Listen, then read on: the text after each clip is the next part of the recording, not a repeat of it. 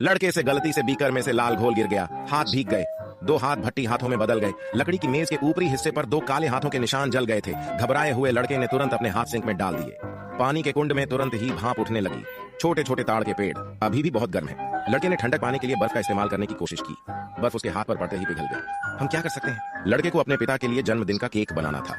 लड़का सामग्री लेने के लिए सीधे फ्रिज के पास गया। सब्जियां और स्टेक काले कोयले में बदल गए। सौभाग्य से मक्खन अभी भी प्रयोग योग्य है। लड़का दौड़कर मक्खन कटोरे में ले आया। पिघले हुए मक्खन को देखकर लड़के को अचानक लगा कि ये हाथ शायद उसे केक जल्दी खत्म करने में मदद कर सकेंगे। लेकिन जैसे ही उसने एक अंडा उठाया और कटोरे में फेंका, कच्चा अंडा पके हुए अंडे में बदल गया। उसने ध्यान से अपनी तर्जनी उंगली से अंडे को थपथपाया, लेकिन अंडा तुरंत ही जलकर लाल हो गया। क्या यह केक नहीं बनाया जा सकता है? लेकिन कठिनाइयों की तुलना में समाधान सदैव अधिक होते हैं। लड़के ने तुरंत ही भूसे और लोहे की क्लिप को पहचान लिया। लड़के ने क्लिप से स्ट्रॉ को पकड़ा और अंडा बाहर निकाला। फिर उसने अंडे का मिश्रण कटोरे में डाल दिया। हाथों के स्थान पर क्लिप का उपयोग करना अधिक आसान है। लड़का अलमारी से कैंडी लेने जा रहा था।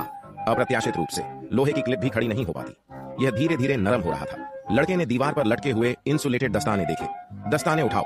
उसने सफलतापूर्वक चीनी को कटोरे में डाल दिया, लेकिन अगले कदम से पहले दस्ताने जल गए। दो बड़े छेद। बिना औजार के मैं आटा कैसे ले जाऊं? लड़का बहुत चतुर था और उसने आटे की थैली में एक छोटा सा छेद किया।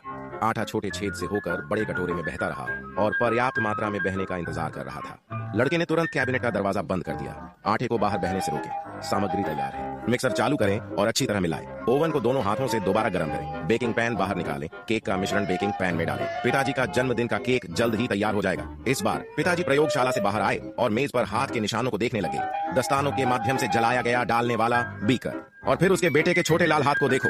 मुझे तुरंत पता चल गया कि यह परेशानी उसके प्रयोग के कारण ही हुई है। मेरा बेटा पका हुआ केक लेकर आया। पिताजी को एहसास हुआ कि आज उनका जन्मदिन है। उसका दिल गर्म हो गया। लड़के ने अपने पिता के लिए मोमबत्तियां जलाने की कोशिश की, लेकिन सारी मोमबत्तियां उसके हाथों में पिघल गईं।